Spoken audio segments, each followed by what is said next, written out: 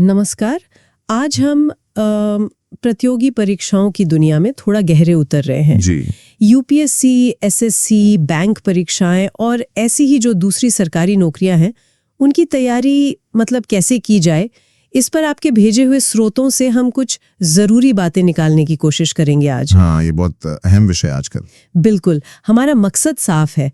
तैयारी के लिए जो काम की रणनीतियां हैं उन्हें समझना, पढ़ाई का सही सामान मतलब सही किताबें वगैरह कैसे चुने ये जानना। हाँ, ये भी एक बड़ी चुनौती है। और हाँ, सबसे जरूरी इन परीक्षाओं से जुड़े जो कुछ बड़े मिथक है ना, उनकी हवा निकालना। हाँ, मिथक तो बहुत है। तो तैयार है? चलिए शुरू करते हैं इस जानकारी के सफर को। चलिए। अक्सर हम सुनते हैं कि इन परीक्षाओं के लिए जी तोड़ मेहनत करनी पड़ती है, पर आपके भेजे स्रोत जैसे वो टेक्स्ट बुक वाला लेख है, वो इशारा करते हैं कि सिर्फ घंटों लगे रहना काफी नहीं है। एक अच्छी योजना, एक स्ट्रैटेजी क्यों इतनी जरूरी है? बिल्कुल सही सवाल पूछा आपने। देखिए, मेहनत तो देखिए करनी ही है, उसका कोई विकल्प नहीं है। हाँ, वो तो है। लेकिन बिना योजना के पढ़ना वो ऐसा है जैसे मतलब बिना नक्शे के सफर शुरू कर दिया। अच्छा। टेक्स्ट बुक वाले स्रोत में पहली बात यही कही गई है कि जिस परीक्षा की आप तैयारी कर रहे हैं, पहले उसे ठीक से समझें। मतलब उसकी चयन प्रक्रिया क्या है, कौन फॉर्म भर सकता है, पात्रता क्या है, और सबसे जरूरी पढ़ना क्या क्या है, उसका पूरा सिलेबस। हाँ बिल्कुल, यहीं से तैयारी का सही रास्ता खुलता है असल में। हाँ, और यहीं पर फिर टाइम टेबल की बात आती है ना? जी बिल्कुल। स्रोत यही बताते हैं कि पहले अपनी दिनचर्या देखें, समझें कि असल में पढ़ाई के लिए कितना वक्त निकल सकता है, फिर अपने लक्ष्य तय करें। हाँ, और ये लक्ष्य वास्तविक होने चाहिए। सही। देखिए, कितने घंटे पढ़ना है ये इस पर निर्भर करेगा कि आपका अकादमिक लक्ष्य क्या है और आपकी क्षमता कितनी है। किसी और की देखा देखी में 10 घंटे का टारगेट बना लेना शायद काम ना आए। बिल्कुल नहीं आएगा।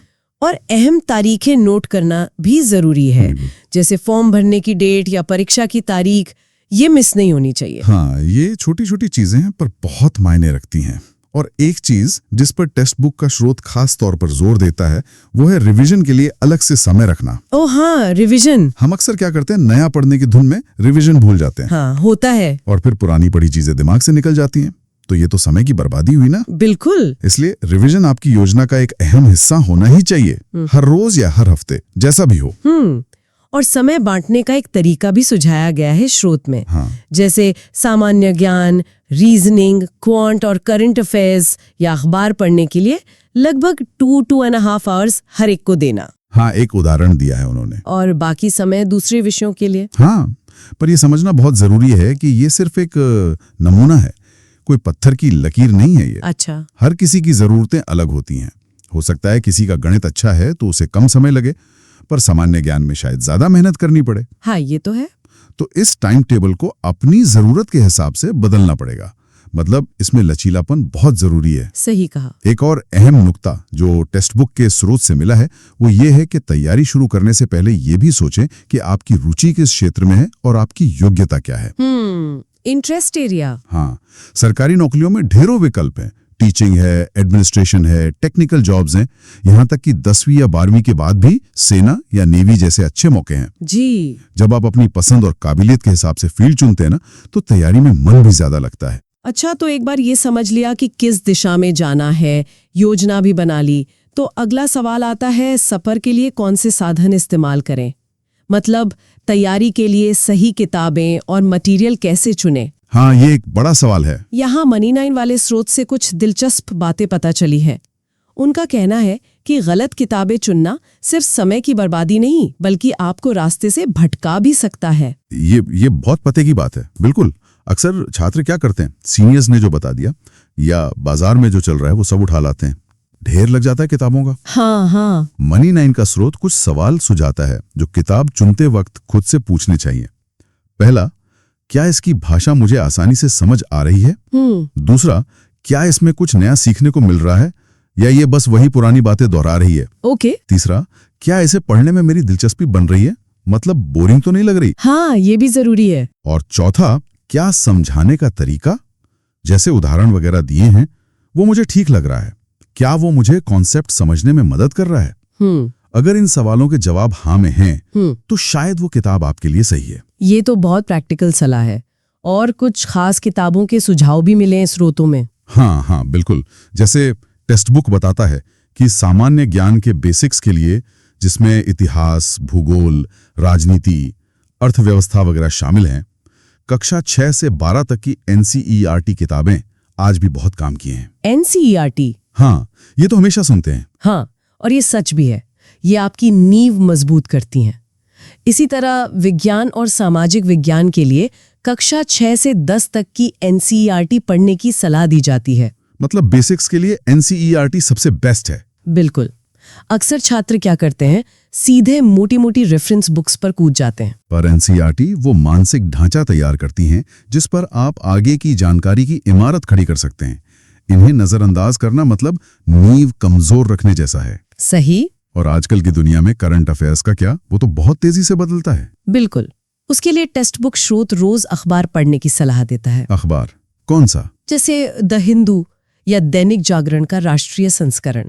इससे न सिर्फ देश दुनिया की ताजा खबरें पता चलती हैं, बल्कि भाषा भी सुधरती होगी। हाँ, बिल्कुल। अगर आप अंग्रेजी अखबार पढ़ते हैं तो भाषा पर पकड़ भी बेहतर होती है।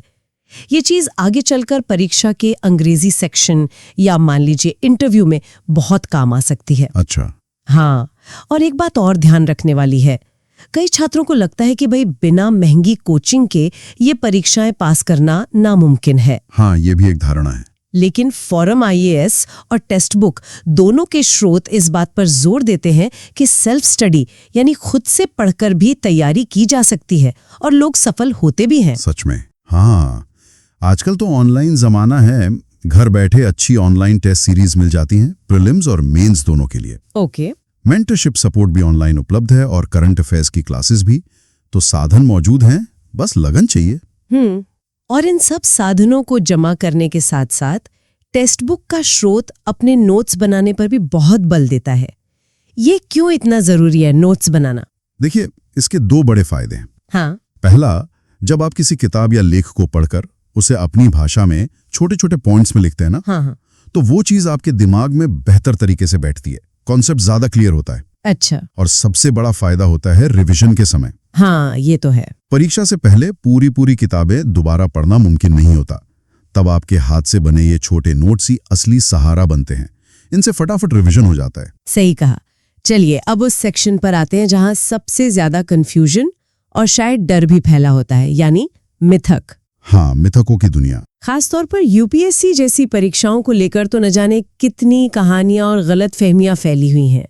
DICS अहमदाबाद के स्रोत ने इनमें से कुछ बड़े मिथकों का पर्दाफाश किया है। पहला मिथक, तैयारी जितनी जल्दी हो सके मतलब स्कूल के दिनों से ही शुरू कर देनी चाहिए। हाँ, ये बहुत सुनने में आता है, पेरेंट्स भी कहते हैं बच्चों से। हाँ। लेकिन DICS अहमदाबाद का विश्लेषण कहता है कि ये जरूरी नहीं है। उम्र से ज्यादा मायने रखता है आपका समर्पण, आपका अनुशासन और आप अपने समय का इस्तेमाल कितनी समझदारी से करते हैं। कई टॉपर्स ने तो ग्रेजुएशन के बाद तैयारी शुरू की, कुछ ने तो नौकरी करते करते तैयारी की और सफल हुए। अच्छा। तो ये सोचना कि अरे अब तो देर हो गई, ये सोचकर घबराने की जरूरत नहीं है। जब जागो तभी सवेरा, बस इरादा पक्का होना चाहिए। ये सुनकर काफी लोगों को राहत मिली होगी। एक और बड़ी गलतफहमी है कि सिर्फ IIT या बहुत बड़े नामी कॉलेजों के पढ़े लिखे लोग ही ये परीक्षा निकाल पाते हैं। हाँ, ये भी एक क्लासिक मिथक है। ये सुनकर तो छोटे शहरों या सामान्य कॉलेजों की कितने ही छात्र हतोत्साहित हो जाते होंगे। बिल्कुल, और ये सरासर गलत धारणा है। DICS का स्रोत इस बात को साफ करता है कि हर तरह की अकादमिक पृष्ठभूमि के लोग सफल हुए हैं और टॉप रैंक्स भी लाए हैं। अच्छा। हाँ, देखिए, अच्छी शिक्षा से मदद जरूर मिलती है, लेकिन कॉलेज का ठप्पा सफलता की गारंटी नहीं है। असल चीज है कि आप सिलेबस को कितना समझते हैं, उसे दुनिया में हो रही घटनाओं से कैसे जोड़ पाते हैं और कितनी लगन से मेहनत करते हैं। आपकी मेहनत और समझ आपके कॉलेज के नाम से कहीं ज्यादा महत्वपूर्ण है। ये बात हुई। और तीसरा मिथक तो बड़ा डरावना है, सफलता पानी है तो दिन में 18 घंटे पढ़ना ही पड़ेगा। हाँ। ये सुनकर ही चक्कर आ जाए। क्या ये सच है? DICS और फोरम AS दोनों के स्रोत इस बात पर बात करते हैं। नहीं, ये मिथक न सिर्फ गलत है बल्कि मैं कहूंगा ये खतरनाक भी हो सकता है। खतरनाक कैसे? देखिए, पढ़ाई की क्वालिटी उसकी क्वांटिटी से कहीं ज्यादा जरूरी है। DICS और फोरम IAS दोनों स्रोत यही कहते हैं कि रोजाना 5 से 8 घंटे की नियमित फोकस के साथ की गई पढ़ाई 18 घंटे की बेतरतीब थकी हुई पढ़ाई से कहीं ज्यादा असरदार और टिकाऊ होती है। 5 से 8 घंटे बस? हाँ, अगर वो फोकस के साथ हो। लगातार 18 घंटे पढ़ना शारीरिक और मानसिक स्वास्थ्य के लिए हानिकारक है। इससे बर्नआउट हो सकता है। मतलब आप बिल्कुल थककर चूर हो जाएंगे और आगे पढ़ने का मन ही नहीं करेगा। सही बात है। जरूरी है एक संतुलित रूटीन, जिसमें पढ़ाई के साथ साथ थोड़ा आराम, रिवीजन और शायद थोड़ी कसरत या मनोरंजन भी शामिल हो। बैलेंस जरूरी है। बिल्कुल। चौथा मिथक राजनीति विज्ञान से जुड़ा है। जिनका बैकग्राउंड पॉलिटिकल साइंस का है उन्हें फायदा मिलता है। क्या DICS अहमदाबाद का स्रोत इससे सहमत है? नहीं, DICS के अनुसार ऐसा कोई सीधा फायदा नहीं है। हाँ, ये सच है कि सिलेबस का एक हिस्सा राजनीति विज्ञान से जुड़ा है, लेकिन पूरा सिलेबस तो बहुत बड़ा और विविध है। हाँ, उसमें तो सब कुछ है। बिल्कुल। इतिहास, भूगोल, अर्थव्यवस्था, विज्ञान, नैतिकता, सब कुछ है। सफलता इस बात पर निर्भर करती है कि आप जानकारी का विश्लेषण कैसे करते हैं और अपने विचारों को कितनी स्पष्टता से लिख या बोल पाते हैं। ओके। और ये हुनर कोई भी स्ट्रीम का छात्र, चाहे वो इंजीनियरिंग से हो, मेडिकल से, आर्ट्स से या कॉमर्स से, मेहनत और सही मार्गदर्शन से सीख सकता है। तो बैकग्राउंड उतना मैटर नहीं करता। ठीक है। और पांचवा मिथक जो भाषा से जुड़ा है, अंग्रेजी माध्यम वालों को हिंदी या दूसरी क्षेत्रीय भाषाओं के छात्रों से ज्यादा फायदा मिलता है। ये चिंता भी बहुत से छात्रों को सताती है। हाँ, ये भी काफी आम है। लेकिन देखिए, UPSC खुद आपको हिंदी और संविधान की 8वीं अनुसूची में शामिल अन्य भाषाओं में परीक्षा देने की सुविधा देता है। जी। DIS का स्रोत यहाँ बिल्कुल साफ है। माध्यम महत्वपूर्ण नहीं है। महत्वपूर्ण है विषय पर आपकी पकड़ और आपके विचारों की स्पष्टता। अच्छा। आप अपनी बात कितने प्रभावी ढंग से रख पाते हैं, ये देखा जाता है, ना कि आप किस भाषा में बोल या लिख रहे हैं। बहुत से सफल उम्मीदवार, यहाँ तक कि टॉप रैंक्स लाने वाले भी हिंदी या अन्य भारतीय भाषाओं से हैं। ये बहुत अच्छी बात है। तो भाषा को अपनी कमजोरी मत बनने दीजिए। जिस भाषा में आप सहज हैं, उसी में तैयारी कीजिए। वाह, इन मिथकों के टूटने से जरूर कई उम्मीदवारों का हौसला बढ़ा होगा। उम्मीद तो यही है। चलिए, अब तैयारी के कुछ खास हिस्सों यानी सेक्शंस की रणनीति पर बात करते हैं, जैसा कि टेक्स्ट बुक के स्रोत में बताया गया है। शुरुआत करते हैं सामान्य ज्ञान और करंट अफेयर्स से। हाँ, सामान्य ज्ञान और करंट अफेयर्स।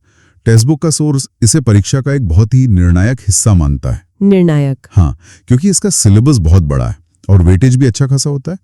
जैसा हमने पहले बात की, बुनियाद बनाने के लिए NCERT किताबें जरूरी हैं और दुनिया के साथ कदम मिला के चलने के लिए रोज अखबार पढ़ना अनिवार्य है। इसे आप हल्के में बिल्कुल नहीं ले सकते। इसमें क्या क्या आता है मोटे तौर पर? इसमें इतिहास से लेके विज्ञान तक और राजनीति से लेके पर्यावरण तक, राष्ट्रीय अंतर्राष्ट्रीय घटनाएं, सरकारी योजनाएं, सब कुछ शामिल है। यहाँ लगातार पढ़ते रहना ही सफलता की कुंजी है। अच्छा, अब आते हैं लॉजिकल रीजनिंग पर। हाँ। कई लोगों के लिए ये थोड़ा टेढ़ा सेक्शन होता है। हाँ, होता है। शायद इसलिए कि स्कूल में इस पर इतना ध्यान नहीं दिया जाता। टेक्स्ट बुक के विश्लेषण में इस पर क्या कहा गया है? हाँ, ये सच है कि कई उम्मीदवार इसे मुश्किल मानते हैं। टेक्स्ट बुक के स्रोत के अनुसार यहाँ सफलता का एक ही मंत्र है: अभ्यास, अभ्यास और बस अभ्यास। प्रैक्टिस। जी, खासकर पिछले 10 सालों के प्रश्न पत्रों को हल करना बहुत फायदेमंद रहता है। उससे आपको पैटर्न समझ आता है, किस तरह के सवाल आते हैं ये पता चलता है। ये सेक्शन असल में आपकी सोचने समझने की क्षमता और फैसले लेने की काबिलियत को परखता है। कुछ खास तरह के सवाल हैं जो अक्सर पूछे जाते हैं, जैसे अरेंजमेंट वाले सवाल होते हैं, सिटिंग अरेंजमेंट। हाँ, वो कौन किसके बगल में बैठा है। हाँ, वही। कोडिंग डिकोडिंग, ब्लड रिलेशन यानी खून के रिश्ते वाले सवाल, और सिलोगिज्म, जहां आपको कुछ कथन दिए जाते हैं और उनसे तार्किक निष्कर्ष निकालने होते हैं। अच्छा। इन स्कोरिंग एरिया पे ज्यादा ध्यान देना चाहिए। और हाँ, एक बहुत जरूरी बात, नेगेटिव मार्किंग। हाँ, नेगेटिव मार्किंग का जिक्र पहले भी आया था। इसका असर क्या होता है असल में? नेगेटिव मार्किंग का मतलब है कि हर गलत जवाब के लिए आपके सही जवाबों से मिले अंकों में से कुछ अंक काट लिए जाते हैं। ओह। टेक्स्ट बुक का स्रोत इशारा करता है कि इसलिए रीजनिंग और क्वांट जैसे सेक्शन में अंदाजे से, तुक्के से उत्तर देना भारी पड़ सकता है। मतलब तुक्का नहीं लगाना है। कोशिश करनी चाहिए कि ना लगाएं। यहाँ सटीकता यानी एक्यूरेसी बहुत जरूरी है। कोशिश ये होनी चाहिए कि जितने सवाल करें वो सही हो, भले ही आप सारे सवाल ना कर पाएं। ज्यादा सवाल करने के लालच में गलत उत्तर देना नुकसानदायक है। समझ गए। और क्वांटिटेटिव एप्टीट्यूड यानी गणित, टेक्स्ट बुक स्रोत कहता है कि इसका कोई एक फिक्स रास्ता नहीं है। बिल्कुल, लेकिन स्रोत ये भी साफ करता है कि यहाँ भी बुनियादी कॉन्सेप्ट्स का क्लियर होना सबसे जरूरी है। मतलब बेसिक्स। अगर आपके बेसिक्स मजबूत हैं तो आप मुश्किल सवाल भी हल कर सकते हैं। कुछ खास टॉपिक्स हैं जिन पर ज्यादा ध्यान देने की सलाह दी जाती है। जैसे डेटा इंटरप्रिटेशन, जिसमें चार्ट्स और ग्राफ्स होते हैं। प्रॉफिट लॉस यानी लाभ हानि, टाइम एंड वर्क यानी समय और कार्य, सिंप्लीफिकेशन यानी सरलीकरण, और सिंपल और कंपाउंड इंटरेस्ट मतलब साधारण और चक्रवृद्धि ब्याज। ओके। यहां भी रीजनिंग की तरह नेगेटिव मार्किंग के चलते सटीकता बहुत मायने रखती है, स्पीड के साथ साथ एक्यूरेसी। ठीक है, तो ये तो हुई तैयारी की लंबी प्रक्रिया। अब बात करते हैं उस आखिरी दौर की जब परीक्षा बस दरवाजे पर खड़ी होती है। परीक्षा से ठीक 1 महीने पहले क्या करना चाहिए? टेक्स्ट बुक का स्रोत इस पर क्या कहता है? हाँ, वो आखिरी लैप। टेक्स्ट बुक का सुझाव है कि आखिरी महीने में कुछ भी नया पढ़ने से बचना चाहिए। नया नहीं पढ़ना? जी नहीं, ये समय है अपनी अब तक की तैयारी को पक्का करने का, उसे मजबूत बनाने का, जो पढ़ा है उसे कंसोलिडेट करने का। अच्छा। इस समय सबसे ज्यादा जोर मॉक टेस्ट देने पर होना चाहिए। Mock test? हाँ, मॉक टेस्ट आपको असली परीक्षा जैसे माहौल का अनुभव देते हैं।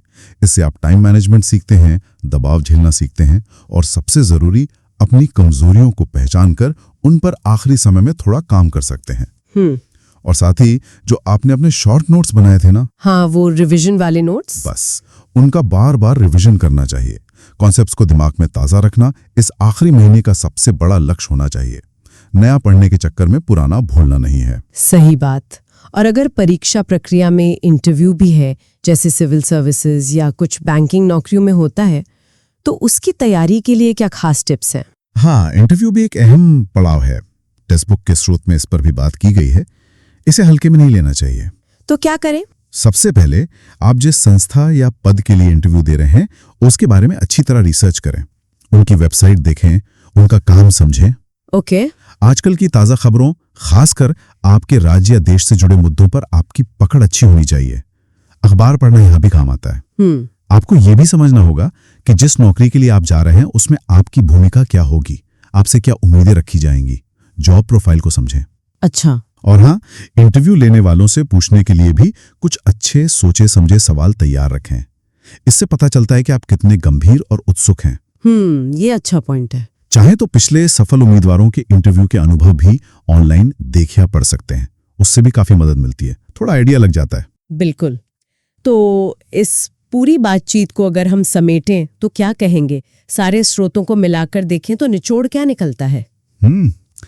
मेरे हिसाब से तो यही कि ये तैयारी एक मैराथन है, 100 मीटर की दौड़ नहीं। बिल्कुल सही कहा आपने, मैराथन ही है। और सिर्फ घंटे गिनने से ज्यादा जरूरी है सही दिशा में, स्मार्ट तरीके से और लगातार मेहनत करना, कंसिस्टेंसी। हाँ, स्मार्ट वर्क और कंसिस्टेंसी। और शायद सबसे जरूरी बात है मिथकों के जाल में ना फंसना। हाँ, वो 18 घंटे वाला मिथक। हाँ, या वो IIT वाला। सुनी सुनाई बातों पर ध्यान देने के बजाय अपनी ताकत और कमजोरियों को पहचान कर एक वास्तविक प्रैक्टिकल योजना बनाकर उस पर टिके रहना। सफाई, लगन और समझदारी यही सफलता के असली मंत्र हैं। ये रास्ता समर्पण मांगता है, कोई शॉर्टकट यहाँ काम नहीं आता। बिल्कुल। और जाते जाते अपने श्रोताओं के लिए एक सवाल छोड़ जाते हैं जिस पर वो खुद सोच विचार कर सकते हैं। जी, ये बात सीधे तौर पर स्रोतों में नहीं है, पर उनसे जुड़ी हुई है। क्या सिलेबस और स्ट्रैटेजी से आगे बढ़कर हम जिन विषयों को पढ़ रहे हैं उनके प्रति एक सच्ची गहरी जिज्ञासा पैदा करना सिर्फ परीक्षा पास करने के लिए नहीं, बल्कि सच में जानने की इच्छा से, क्या ये सीखने की प्रक्रिया को ज्यादा मजेदार और याद रखने लायक बना सकता है? बहुत दिलचस्प सवाल है, सोचने लायक बात है। इस पर सोचिएगा जरूर। आज के लिए बस इतना ही। धन्यवाद। धन्यवाद।